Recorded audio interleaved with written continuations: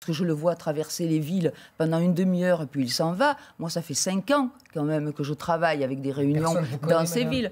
Mais ça, c'est ce que vous dites, monsieur. Excusez-moi, ça, c'est ce que vous dites. Je fais peut-être du tourisme, mais tout le monde me connaît. Laissez-moi terminer. Depuis l'annonce de sa nomination au ministère de l'Éducation, l'historien Ndiaye se retrouve sous le feu des critiques. C'est des gens qui comprennent rien. Éric Zemmour estime qu'il s'agissait là de la preuve d'une volonté d'Emmanuel Macron de déconstruire l'histoire de France. Qui est un vrai intellectuel indigéniste, un vrai woke. Si vous voulez, pour moi, je me souviens qu'Emmanuel Macron avait dit qu'il fallait déconstruire la France. Et bien, son ministre de l'Éducation nationale va le faire. Peut-être que c'est l'un des clashs qu'on s'y attendait le moins avec Éric Zemmour à l'époque. Son clash avec l'acteur Omar Sy a fait beaucoup réagir. Il part à gauche. Et pour la 10e fois, l'ex-polémiste répond à l'acteur après que ce dernier a donné son avis sur le même plateau et sans donner de nom, sur les pseudo-écrivains guignols qui influent sur les mentalités des gens par leurs livres. D'abord, c'est toujours flatteur d'être traité de guignol par un guignol. C'est toujours intéressant. Lui, c'est la personnalité préférée des Français. Très bien, c'est très bien, je m'en moque complètement. Éric Zemmour s'est étonné des changements opérés par Didier Deschamps au sein de l'équipe de France, suggérant même une influence du pouvoir dans ses choix. Le logiciel des années 80. Oui. Zemmour trouve curieux que l'équipe de football qui a remporté son premier match de l'Euro 2020 contre l'Allemagne n'est plus la même depuis quelques mois, et le polémiste craint que ce ne soit l'œuvre de pression politique venue d'en haut.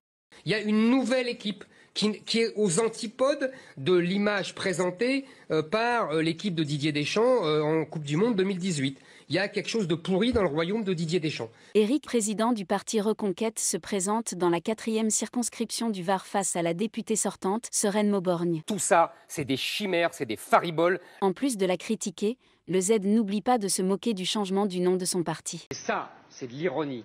Puisque La République En Marche est rebaptisée Renaissance, tandis que la maison commune bâtie avec le Modem et Horizon s'appelle désormais Ensemble. Madame Mauborgne, malheureusement, est une députée parmi d'autres d'une masse de députés de En Marche, qui maintenant s'appelle, que sais-je, Ensemble, Renaissance, ou elle trouvera un autre nom dans 6 mois. Connu pour ses propos parfois provocateurs et souvent tranchants, il faut qu'on s'habitue à vivre avec. L'homme accuse cette fois Najat Vallaud-Belkacem, la ministre des Droits des femmes de François Hollande. Le journaliste a été interrogé sur la réforme du congé parental proposée par la ministre. Cette dernière souhaite que les pères prennent davantage un congé parental lors de la naissance de leurs enfants. Le gouvernement socialiste fait pire que les islamistes, nous exige de nous un comportement, exige que les pères deviennent des mères comme les autres. C'est ce que j'appelle être totalitaire. Qu'elle se mêle de ses fesses. Yannick Jadot fait encore face à l'opinion d'Éric Zemmour sur la guerre en Ukraine.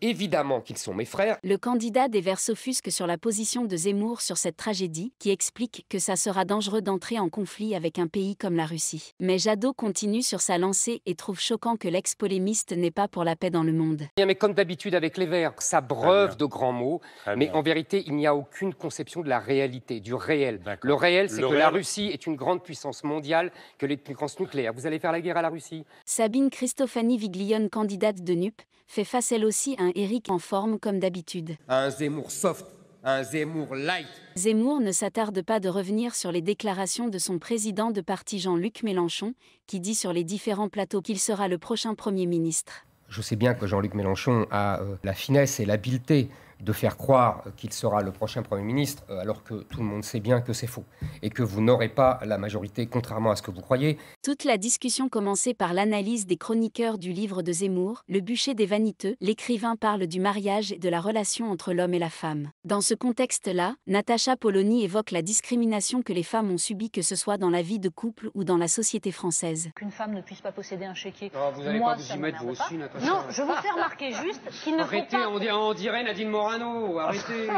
Justement, ne soyez...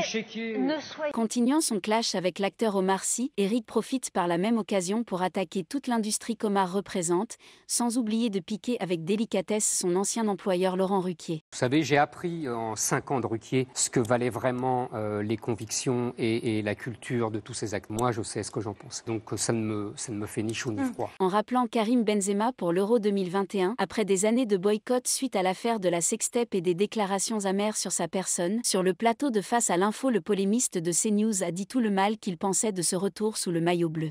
C'est un type qui refuse de chanter la Marseillaise. Il dit, vous comprenez, la Marseillaise c'est un chant guerrier. On n'avait pas remarqué que l'hymne algérien était très pacifique, en particulier vis-à-vis de la France. On se croit dans un moment de déjà-vu entre les deux opposants. La candidate LR Valérie Pécresse critique la politique zéro immigré d'Éric Zemmour. Donne les mêmes arguments qu'un certain Éric Dupond-Moretti il y a quelques années et qui a fait face lui aussi aux aides.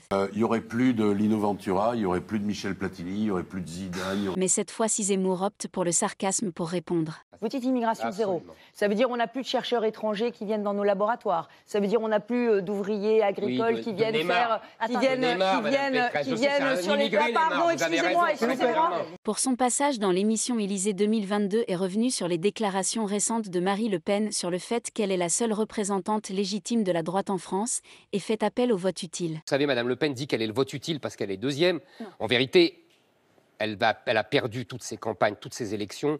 C'est un vote utile uniquement pour les finances de son parti. Éric Zemmour. Que ce soit étant candidat à la présidentielle ou invité dans l'émission RTL il y a quelques années, Éric Zemmour ne change toujours pas son avis sur l'Union européenne. Il le dit depuis toujours, l'Union européenne n'est que faiblesse pour l'intérêt de la France. Je pense que l'euro est une machine à imposer et à favoriser la domination allemande, économique sur toute l'Europe et à transformer la France en Mezzogiorno. L'autorisation du port du burkini dans les piscines municipales à Grenoble est une décision politique, fustige Éric Zemmour. Non, mais il y en a très peu en vérité. De toute façon, c'est pas politique. Invité de RTL, le président de Reconquête a estimé que cette décision, rendue lundi soir au terme d'un conseil municipal sous tension, est le fruit du maire de Grenoble Éric Piolle, un islamo-gauchiste qui veut détruire ce qui reste de la vieille France en se servant de l'islam. Premier tour de la présidentielle, je le répète, elle est morte. Elle est morte, Alba Ventura. La gauche, aujourd'hui, est tout entière aspirée par l'islamo-gauchisme. C'est ça, la victoire de Jean-Luc Mélenchon. Tariq Ramadan se retrouve devant un Éric en forme. Bon, là, on rigole, c'est pas grave. Zemmour reproche à Ramadan ses nombreuses déclarations sur la modernisation de l'islam et accuse ce dernier de tenir un double discours où il ne tient pas les mêmes propos dans ses prêches devant les musulmans en France. Parce que vous dites que j'ai un problème avec la France et avec l'islam, mais vous avez un problème avec la réalité. Quand vous nous dites... Nous n'avons en islam aucun problème avec les principes démocratiques. Comme on disait au XVIIe siècle, vous nous la baillez belle. Invité dans l'émission Ce soir ou jamais sur France 2, les deux hommes sont venus débattre sur plusieurs sujets. Lors de son intervention, Attali a sous-entendu sans citer de nom que les gens qui appellent au refus des immigrés n'ont rien compris à l'importance que ces derniers représentent pour l'économie de la France. Ayant le sentiment d'être visé, le Z contre-attaque. Je sais que c'est à moi que vous parliez, je ne suis pas complètement débile, vous savez. Se parler au public, pas à vous. Non, c'est à ceux qui nous écoutent. Non, ne soyez pas narcissique au point de croire. Non, là, ça, je vous laisse le narcissisme. C'est de vous que je l'ai appris depuis 30 ans.